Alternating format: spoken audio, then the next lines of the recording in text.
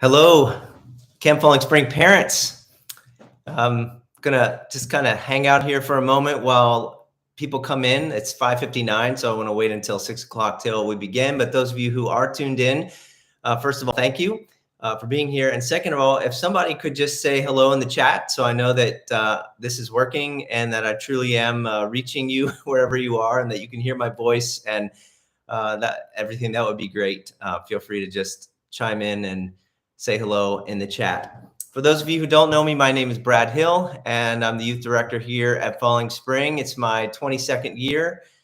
Thank you, Tara, for letting me know that you're here, that this is coming through.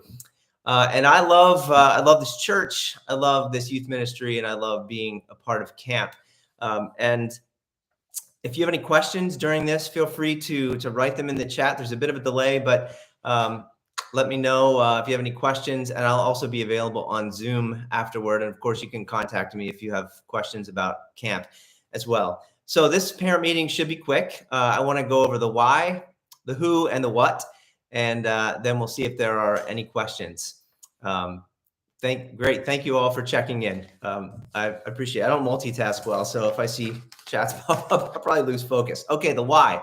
A couple weeks ago, I was at the dentist, and as I was coming out, I ran into a former camper at Camp Falling Spring, said hello, and we were talking. I was asking her how she was doing, and as we talked, she asked me about camp, how are plans coming for camp this year? And as I told her about the plans for camp, a big smile came across her face, and she started talking about how much she cherishes her memories and experiences at Camp Falling Spring. And as she was telling me this, she kind of concluded by saying she had this big smile on her face, and she said, it really was the best week of the summer. And that's one of our goals, is that everyone who's involved will think and feel and leave there thinking, that was one of the best weeks of my life. Not because of what we do necessarily, but because of who we love. The God whom we love is present and moving at camp. And we want that experience of people feeling God's presence and really reflecting on and thinking about who God is to refresh them in such a way that it leads to positive change in their life. So much so that it kind of spills over and impacts you back home, impacts friends and family and so forth. So our goal, why we do camp, is to help students and leaders, everyone who's involved, to grow closer to the Lord. And that just happens to be our theme this year, closer. And we really hope that everyone involved will grow closer to God and closer to one another. We're very excited. The staff is excited. I'm getting ready to meet with them at 7 o'clock, and we are praying. And I want to invite you and ask you if you will join us in praying that God goes before us, and God is there, and God moves, and that lives are changed, and God protects us. And join me in praying for a really, truly refreshing and remarkable camp. That's the why. The who. Well, we have amazing campers. We have a great group of campers signed up, and I'm really looking forward to spending the week with them and watching the laughter and the joy and the fun. And just as people open up to one another, it's great being kind of disconnected from technology for a week and just seeing kind of how that unfolds in a group. So we have some amazing campers. We have an amazing staff. I cannot say enough about our staff. I just love being with this group of people. They're so full of love and joy and commitment, and I'm really thankful for them. We have an amazing staff for Camp Falling Spring. And our speaker this year is Don Baker. If you're not familiar with Don Baker, he used to be on staff here at Falling Spring and is well known in the Chambersburg area. I've heard a lot of communicators in my life. I've been in ministry for most of my life and have been around the bend enough to hear a lot of nationally known communicators. And Don remains one of my favorite communicators to listen to. He's passionate. He's fun. He really gets youth and really works hard on bringing messages that they will connect with and that will help them in their faith and in their lives. So I'm really thankful that Don will be there. That's the why, the who, now the what. I want to direct your attention to the info packet, which if you've not already downloaded it, I want to invite you to do that. You can find that on the camp page of our website. It's fallingspringyouth.com/camp, or just go to Google and search for Camp Falling Spring, and it should be the first thing that comes up, the first search result. Click on the green button, and that will give you the info packet. And on that camp page, before you click on the green button, if you scroll down, there's a frequently asked questions section, and that should cover most of the details of camp. Again, if you have other questions, feel free to reach out to me or type them in the chat, or I'm going to be around on Zoom after this if you want to jump on and ask me a question. I would like to highlight 4 areas as we conclude this parent meeting, just because I think they're worthy of being highlighted. Number 1 is arrival and the first day of camp. Camp begins Sunday, July 10th, 2 weeks. And please bring your kids. Number 1, please bring your kids to camp. Carpooling is fine. We don't allow students to have a car at camp, so it's important that you bring them there. Last names A through J should arrive between 5 and 5:20, and K through Z between 5:20 and 5:40. And this really helps us avoid traffic jams on Stonehouse Lane, which is not designed for a lot of traffic at the same time. It's good to be right on time. I like to be early for things, but this is one of those times when being early is not always helpful, as the staff is trying to wrap things up and get things ready for the arrival of campers. And sometimes when campers arrive at 4:30 or 4:40, it's kind of difficult because we're still preparing. So 5 o'clock would be great for A through J, and then 5:20 for K through Z. After you come into Stonehouse Lane, you should notice a bunch of cars along either side of the road. And what you want to look for is a sign on a car that has, maybe 8th and 9th grade guys or 11th grade girls, whatever fits for you and your family. Find those cars. You can stop, meet the counselors, unload your luggage, put it in their cars, and they'll take it to the cabins a little later. And then you can proceed on out, say your goodbyes and proceed on out. Or if you need to talk to our medical team, just continue up Stonehouse Lane, and they will be under the canopy there. And there's also a stone house. And if you would like to donate a dessert for Camp Falling Spring, we would love that. Number 1, we love desserts at camp. Feel free to bring that, and you can drop that off at the stone house when you're there. Cookies and brownies work best because they seem to do the best in the heat. So again, if you're willing to do that, that would be wonderful. It would be sweet. After that, the students will have dinner in the pavilion. They need to bring a packed dinner with them. All other meals are provided for the week. We'll have an opening event starting at 6. And then after the opening event, we'll have everyone move into their cabins and kind of get settled, and then return back to the pavilion for our evening worship. And then that'll be followed in cabins by cabin time, cabin conversations. So that's the first day. I like to just go over some details for that. Number 2, health and safety. Thankfully, I looked on Friday, cases are declining in Franklin County of COVID-19, and I hope that continues. The trend continues that way. But please, if your son or daughter is sick, don't send them to camp. I know that's a hard decision, but bringing something to camp that would spread like wildfire among people would be much more difficult. If your son or daughter is exposed to COVID-19, really ask that you just follow the CDC guidelines, which is a 5-day quarantine.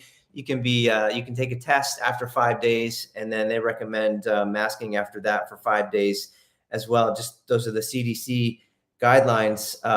Again, I know these are difficult decisions, and to find out right before camp, wow, I'm sick. Should I go? Should I not go? If you're concerned, please call me. And in consultation with our medical team, we will figure out and make the best decision possible. I want everyone to be able to come to camp. I also want us to have a really healthy and safe week. Number 3, ticks. Horse Valley is a beautiful property. And actually, I'm going to backtrack a little bit. I just want to say a little about Horse Valley. Horse Valley is a privately owned acreage. It's an association. The church does not own it or have a say in the leadership of that, but they are gracious enough to welcome us for Camp Falling Spring, and have been for, 30 plus years. Really remarkable. The cabins we stay in are privately owned, and it's really just a beautiful place. And I'm so thankful for the Horse Valley Association, and they're letting us have camp there, welcoming us every year for a week. It's really amazing. I'll say a little bit more about that under the next section about the cabins. But this beautiful place is a home to a lot of wildlife, and with wildlife comes insects and ticks. And I will say that there are some precautions that everyone can take that will be helpful in preventing getting a tick bite or getting a tick on you. I've been This will be my 22nd camp, and thankfully I've not had any ticks on me, and I take these precautions, and I encourage you to do the same. Number one, pre-treat your clothing with permethrin. You can buy permethrin on Amazon, Walmart, wherever, and you can spray your clothing. It goes on wet, then it will dry. Once it's dry, it's safe to wear. Permethrin is not meant for the skin, but for clothing, especially if you can pre-treat your shoes and socks. I've read that prevents 70% or 70% less of having a tick come on you. Ticks crawl on the permethrin and they die and don't come on you. So permethrin, pre-treat your clothing before camp. Bring bug spray or bug lotion with DEET or picaridin, and have your kids wear it every day.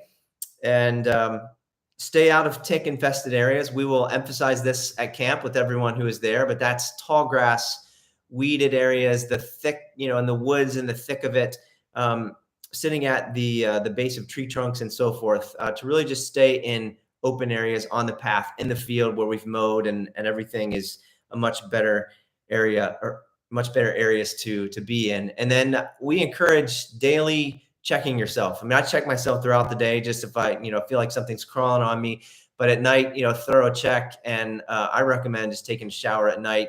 That way, if a tick is on you, sometimes the warm water will help you realize it, it'll fall off, and so forth. So again, there are ticks there, but if you take the precautions, hopefully you'll be, your sons and daughters will be good to go. Okay, number four, fourth and final thing I'd like to highlight, and that's the rules, the camp rules. They're in the camp info packet I referenced earlier, and I encourage you to read them and to make sure that your kids read them. And I'll just say we have a pretty relaxed approach. It's a high trust. We go into camp with high trust and high expectations, and that has served us well for many, many years. And so we're, again, pretty relaxed. We like to have rules and expectations because we think camp is at its best when everyone knows what is expected of them as we live together in community for a week. There are a couple of things that are non-negotiables, and that we really have zero tolerance for. And I want to make sure I emphasize those to you as parents so that you can talk to your kids about them. Number one is pranks. Because these cabins are privately owned, they're treasures of memories and memorabilia. I tell the group, imagine, while you're at camp, a group of teenagers is staying at your house. How would you want them to treat your house? We're staying as guests in someone's cabin, their home away from home.